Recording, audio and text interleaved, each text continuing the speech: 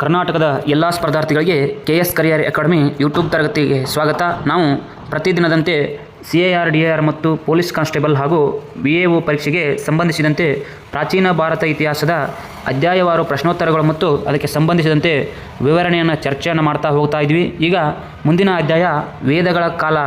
ಈ ಅಧ್ಯಾಯಕ್ಕೆ ಸಂಬಂಧಿಸಿದಂತೆ ಒಂದಿಷ್ಟು ಪ್ರಶ್ನೋತ್ತರಗಳು ಮತ್ತು ವಿವರಣೆಯನ್ನು ಮುಖ್ಯವಾದಂತಹ ವಿವರಣೆಯನ್ನು ಈ ತರಗತಿಯಲ್ಲಿ ಚರ್ಚೆಯನ್ನು ಮಾಡ್ತಾ ಹೋಗೋಣ. ಇನ್ನೂ ಯಾರಾದರೂ ಈ ನಮ್ಮ ಯೂಟ್ಯೂಬ್ ಚಾನಲ್ಗೆ ಸಬ್ಸ್ಕ್ರೈಬ್ ಆಗದೇ ಇದ್ದರೆ ತಾವು ಕೂಡ ಸಬ್ಸ್ಕ್ರೈಬನ್ನು ಮಾಡಿಕೊಂಡು ತರಗತಿಯನ್ನು ಕೊನೆಯವರೆಗೆ ವೀಕ್ಷಿಸಿ. ಈಗ ಋಗ್ವೇದಕ್ಕೆ ಸಂಬಂಧಿಸಿದಂತೆ ಸರಿಯಾದ ಹೇಳಿಕೆಯನ್ನು ಗುರುತಿಸಿ ಅಂತೇಳಿ ಪ್ರಶ್ನೆಯನ್ನು ಕೇಳಿದಾನ. ಇಲ್ಲಿ ಆಪ್ಷನ್ ಎ, ಋಗ್ವೇದವು 1028 ಶ್ಲೋಕಗಳನ್ನು ಒಳಗೊಂಡಿದೆ. ಅದೇ ರೀತಿ ಆಪ್ಷನ್ ಬಿ, ಋಗ್ವೇದದ ಪುರೋಹಿತ ಹೋತ್ರಿ. ಋಗ್ವೇದದ ಪುರೋಹಿತ ಯಾರು? ಹೋತ್ರಿ ಅಂತೇಳಿ ಕೊಟ್ಟಿದ್ದಾನೆ. ಅದೇ ರೀತಿ ಆಪ್ಷನ್ ಸಿ, ಋಗ್ವೇದದ ಉಪವೇದ ಆಯುರ್ವೇದ ಅಂತೇಳಿ ಕೊಟ್ಟಿದ್ದಾನೆ. ಋಗ್ವೇದದ ಉಪವೇದ ಯಾವುದಪ್ಪ ಅಂತಂದರೆ ಆಯುರ್ವೇದ. ಇಲ್ಲಿ ಆಪ್ಷನ್ ಡಿ ಅಲ್ಲಿ ಮೇಲಿನ ಎಲ್ಲವೂ ಸರಿಯಾಗಿವೆ ಅಂತೇಳಿ ಕೊಟ್ಟಿದ್ದಾನೆ.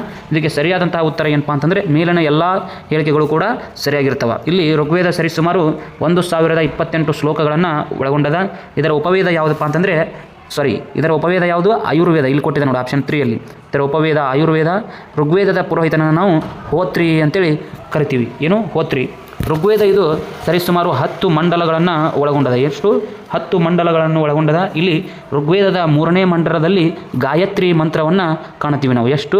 3ನೇ ಮಂಡಲದಲ್ಲಿ ಗಾಯತ್ರಿ ಮಂತ್ರವನ್ನು ಕಾಣ್ತೀವಿ. ಅದೇ ರೀತಿ ಋಗ್ವೇದದ 7ನೇ ಮಂಡಲದಲ್ಲಿ ದಶರಥ ರಾಜನ ಯುದ್ಧದ ಬಗ್ಗೆ ತಿಳಿಸುವಂತಹ ಮಂಡಲ ಯಾವುದಪ್ಪ ಅಂತಂದರೆ ಋಗ್ವೇದದ 7ನೇ ಮಂಡಲ. ಅದೇ ರೀತಿಯಲ್ಲಿ ಇಂಪಾರ್ಟೆಂಟಾಗಿ ಇನ್ನೊಂದು ಮಂಡಲವನ್ನು ನೋಡೋಣ. ಇಲ್ಲಿ ಋಗ್ವೇದದ 9ನೇ ಮಂಡಲದಲ್ಲಿ ಸೋಮ ಮತ್ತು ಸುರ ಎಂಬ ಪಾನೀಯಗಳ ಬಗ್ಗೆ ಉಲ್ಲೇಖ ಇರುವುದು ಋಗ್ವೇದದ 9ನೇ ಮಂಡಲದಲ್ಲಿ, ಸೋಮ ಮತ್ತು ಸುರ ಎಂಬ ಪಾನೀಯಗಳು. ಅದೇ ರೀತಿ 10ನೇ ಮಂಡಲದಲ್ಲಿ ಪುರುಷ ಸೂಕ್ತ ವರ್ಣಗಳು ಮತ್ತು ಆಶ್ರಮದ ಬಗ್ಗೆ ತಿಳಿಸುವಂತಹ ಮಂಡಲ ಋಗ್ವೇದದ 10ನೇ ಮಂಡಲ. ಈ ಋಗ್ವೇದ ಅನ್ನುವಂಥದ್ದು 2007ರಲ್ಲಿ ವಿಶ್ವ ಪಾರಂಪರೆ ಪಟ್ಟಿಗೆ ಸೇರಿದೆ. ಎಷ್ಟು? 2007ರಲ್ಲಿ. ಋಗ್ವೇದದಲ್ಲಿ ಉಲ್ಲೇಖವಾಗಿರುವಂತಹ ನದಿ ಯಾವುದಪ್ಪ ಅಂತಂದರೆ ಸರಸ್ವತಿ ಅಥವಾ ಗಗ್ಗರ್ ನದಿ ಅಂತೇಳಿ ಕರಿತೀವಿ. ಈಗ ನೆಕ್ಸ್ಟ್ ಮುಂದಿನ ಪ್ರಶ್ನೆಯನ್ನು ನೋಡೋಣ. ವೇದಗಳ ಕಾಲದ ಅತ್ಯಂತ ಹಳೆಯ ರಾಜಕೀಯ ಸಂಸ್ಥೆ ಯಾವುದು ಅಂತೇಳಿ ಕೊಟ್ಟಿದ್ದಾನೆ. ವೇದಗಳ ಕಾಲದಲ್ಲಿರುವಂತಹ ಅತ್ಯಂತ ರಾಜಕೀಯ ಸಂಸ್ಥೆ ಯಾವುದು? ಇಲ್ಲಿ ಸಭಾ, ಸಮಿತಿ, ವಿಧಾತ ಮತ್ತು ಮೇಲಿನ ಎಲ್ಲವೂ ಅಂತೇಳಿ ಕೊಟ್ಟಿದ್ದಾನೆ.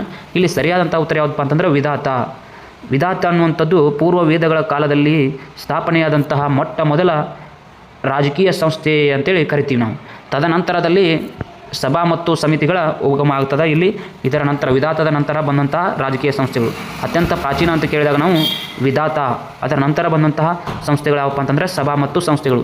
ಈಗ ನಾವು ಸಭಾ ಮತ್ತು ಸಂಸ್ಥೆಗಳ ಒಂದಿಷ್ಟು ವ್ಯತ್ಯಾಸವನ್ನು ತಿಳಿದಾದರೆ, ಸಭಾ ಅನ್ನುವಂಥದ್ದು ಲೋಕಸಭೆಗೆ ಸಂಬಂಧಿಸಿರುವಂಥದ್ದು, ಸಮಿತಿ ಅಂದರೆ ರಾಜ್ಯಸಭೆಗೆ ಸಮಾನವಾಗಿರುವಂಥದ್ದು. ಇದು ಲೋಕಸಭೆ ಮತ್ತು ಇದು ರಾಜ್ಯಸಭೆಗೆ ಸಮಾನವಾಗಿರುವಂಥದ್ದು. ಇದನ್ನು ಹಿರಿಯರ ಸದನ ಅಂತ ಕರೆದ್ರೆ ನಾವು ಈ ಸಮಿತಿಯನ್ನು ಕಿರಿಯರ ಸದನ ಅಂತೇಳಿ ಕರಿತೀವಿ. ಅದೇ ರೀತಿ ಇಲ್ಲಿ ಈ ಲೋಕಸಭೆಗೆ ರಾಜರಿಗೆ ಸಲಹೆ ಸೂಚನೆಯನ್ನು ನೀಡುವಂತಹ ಒಂದು ಅಧಿಕಾರ ಸಭೆಗೆ ಇರ್ತದೆ. ರಾಜರಿಗೆ ಸಲಹೆ ಸೂಚನೆಯನ್ನು ನೀಡುವಂಥ ಅಧಿಕಾರ ಸಭೆಗಿದ್ದರೆ, ರಾಜರನ್ನು ಆಡಳಿತದಿಂದ ಕೆಳಗಿಳಿಸುವಂತಹ ಅಧಿಕಾರ ಈ ಸಮಿತಿಗೆ ಇರ್ತದೆ. ಅದೇ ರೀತಿ ಇಲ್ಲಿ ಸಭೆಯಲ್ಲಿ ಮಹಿಳೆಯರಿಗೆ ಅವಕಾಶ ಇರ್ತದೆ, ಇಲ್ಲಿ ಸಮಿತಿಯಲ್ಲಿ ಅವಕಾಶ ಇರುವುದಿಲ್ಲ. ಈಗ ನೆಕ್ಸ್ಟ್ ಮುಂದಿನ ಪ್ರಶ್ನೆಯನ್ನು ನೋಡೋಣ.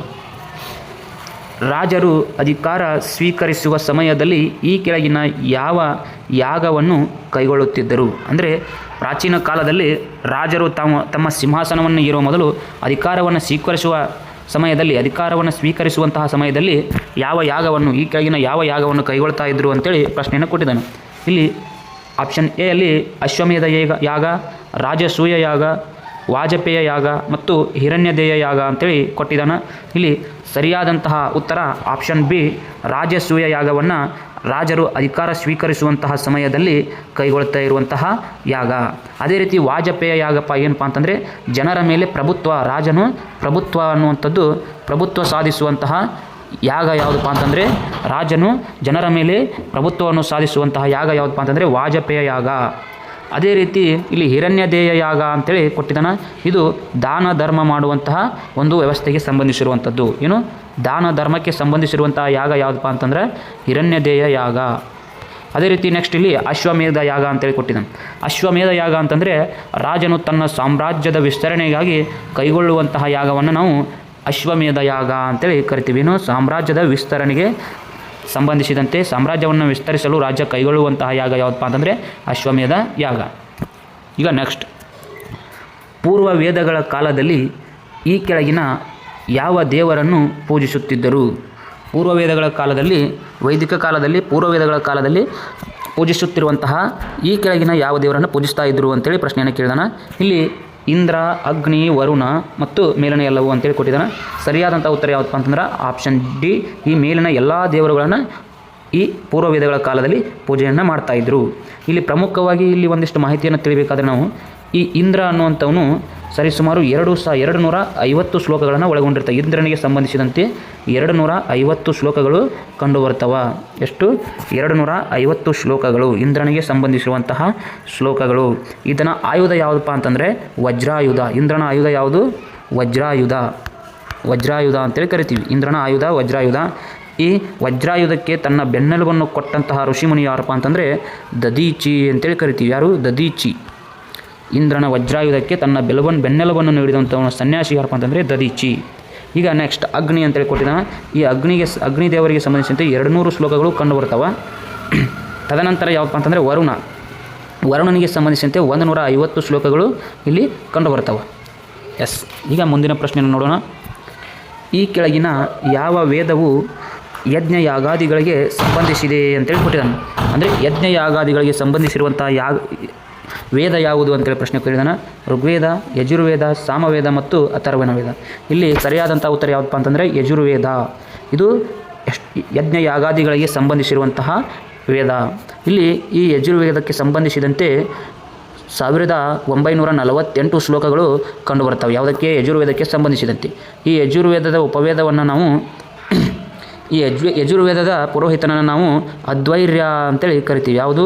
ಅದ್ವೈರ್ಯ. ಯಜುರ್ವೇದ ಉಪವೇದವನ್ನು ನಾವು ಉಪವೇದ ಅಲ್ಲ, ಯಜುರ್ವೇದದ ಪುರೋಹಿತನನ್ನು ನಾವು ಅದ್ವೈರ್ಯ ಅಂತೇಳಿ ಕರಿತೀವಿ. ಅದೇ ರೀತಿ ಸಾಮವೇದದ ಪುರೋಹಿತನ ಏನಂತ ಕರಿತೀವಪ್ಪ ಅಂತಂದರೆ ಉದ್ಗೋತ್ರಿ ಅಂತೇಳಿ ಕರಿತೀವಿ. ಯಜುರ್ವೇದದ ಪುರೋಹಿತ ಅದ್ವೈರ್ಯ, ಸಾಮವೇದದ ಪುರೋಹಿತ ಯಾರಪ್ಪ ಅಂತಂದರೆ ಉದ್ಗೋತ್ರಿ. ಈಗ ಮೊದಲು ಯಜುರ್ವೇದದ ನೋಡೋಣ. ಎಷ್ಟು? 1948 ಶ್ಲೋಕಗಳು ಕಂಡುಬರ್ತವೆ. ಇದರ ಪುರೋಹಿತನನ್ನು ನಾವು ಅದ್ವೈರ್ಯ ಅಂತೇಳಿ ಕರಿತೀವಿ. ಅದೇ ರೀತಿ ಈ ಯಜುರ್ವೇದವನ್ನು 2 ರೀತಿಯಲ್ಲಿ ನೋಡ್ತೀವಿ ನಾವು. ಗದ್ಯ ಮತ್ತು ಕೃಷ್ಣ ಯಜುರ್ವೇದ ಮತ್ತು ಶುಕ್ಲ ಯಜುರ್ವೇದ ಅಂತೇಳಿ ಕರಿತೀವಿ. ಚಂಪೂ ಕಾವ್ಯದಲ್ಲಿ ರಚನೆಯಾಗಿರುವಂತಹ ವೇದ ಯಾವುದಪ್ಪ ಅಂತಂದರೆ ಯಜುರ್ವೇದ. ಚಂಪೂ ಕಾವ್ಯದಲ್ಲಿ ಅಂದರೆ ಗದ್ಯ ಮತ್ತು ಪದ್ಯಗಳ ಮಿಶ್ರಣ.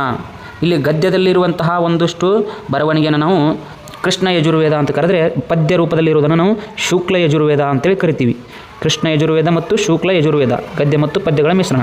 ಈಗ ನೆಕ್ಸ್ಟ್ ಇಲ್ಲಿ ಸಾಮವೇದದ ಬಗ್ಗೆ ಒಂದಿಷ್ಟು ತಿಳಿದುಕೊಳ್ಳೋಣ. ಏನು? ಸಾಮವೇದ. ಈ ಸಾಮವೇದ ಅನ್ನುವಂಥದ್ದು ಸಂಗೀತಕ್ಕೆ ಸಂಬಂಧಿಸಿರುವಂಥದ್ದು. ಈಗ ಮುಂದಿನ ಒಂದು ಪ್ರಶ್ನೆಯಲ್ಲಿ ಏನಾದರೂ ಸಂಗೀತಕ್ಕೆ ಸಂಬಂಧಿಸಿರುವಂಥ ವೇದ ಯಾವುದು ಅಂತ ಕೇಳಿದರೆ ನಾವು ಸಾಮವೇದ ಅಂತೇಳಿ ಕರಿತೀವಿ. ಯಾವುದಕ್ಕೆ? ಸಂಗೀತಕ್ಕೆ ಸಂಬಂಧಿಸಿರುವಂಥದ್ದು. ಈ ಸಾಮವೇದಕ್ಕೆ ಸಂಬಂಧಿಸಿದಂತೆ ಎಷ್ಟು? 1603 ಶ್ಲೋಕಗಳು ಕಂಡುಬರ್ತವೆ. ಎಷ್ಟು? 1603 ಶ್ಲೋಕಗಳು. ಇದರ ಪುರೋಹಿತನನ್ನು ನಾವು ಉದ್ಗೋತ್ರಿ ಅಂತೇಳಿ ಕರಿತೀವಿ. ಯಾವುದು? ಉದ್ಗೋತ್ರಿ. ಸಾಮವೇದದ ಪುರೋಹಿತನನ್ನು ನಾವು ಉದ್ಗೋತ್ರಿ. ಆದರೆ ಯಜುರ್ವೇದದ ಪುರೋಹಿತ ಅದ್ವೈರ್ಯ. ಆದರೆ ಸಾಮವೇದದ ಪುರೋಹಿತ ಯಾರಪ್ಪ ಅಂತಂದರೆ ಉದ್ಗೋತ್ರಿ.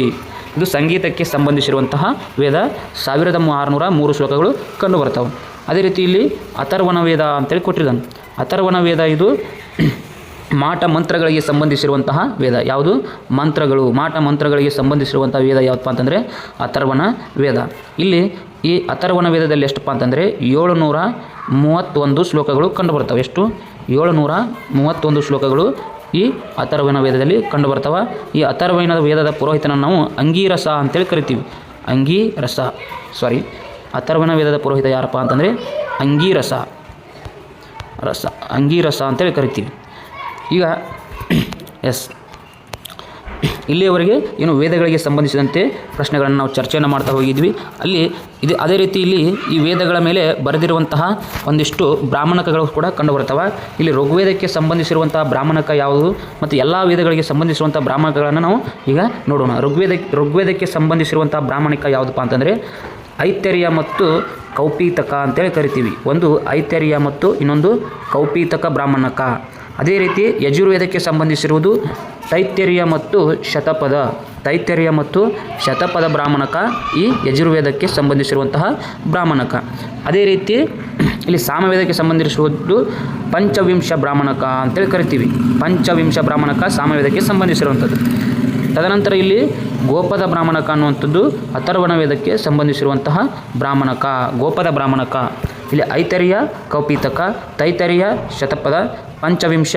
ಇದು ಇನ್ನೊಂದು ಯಾವುದಪ್ಪ ಅಂತಂದರೆ ಅಥರ್ವಣ ವೇದಕ್ಕೆ ಸಂಬಂಧಿಸಿರುವಂಥದ್ದು ಗೋಪದ ಬ್ರಾಹ್ಮಣಕ. ಎಸ್, ಇಲ್ಲಿ ಇನ್ನೂ ಕೂಡ ಏನು ಷಡ್ವರ್ಗಗಳು ಕಂಡು ಬರ್ತಾವೆ. ಅದೇ ರೀತಿ ಇನ್ನೂ ಹಲವಾರು ಮಾಹಿತಿ ಕಂಡು ಬರ್ತದೆ. ಅದನ್ನು ಮುಂದಿನ ತರಗತಿಯಲ್ಲಿ ಚರ್ಚೆಯನ್ನು ಮಾಡ್ತಾ ಹೋಗೋಣ. ಇಲ್ಲಿಯವರೆಗೆ ತರಗತಿಯನ್ನು ವೀಕ್ಷಿಸಿದಂಥ ಎಲ್ಲರಿಗೂ ಕೂಡ ಧನ್ಯವಾದಗಳು.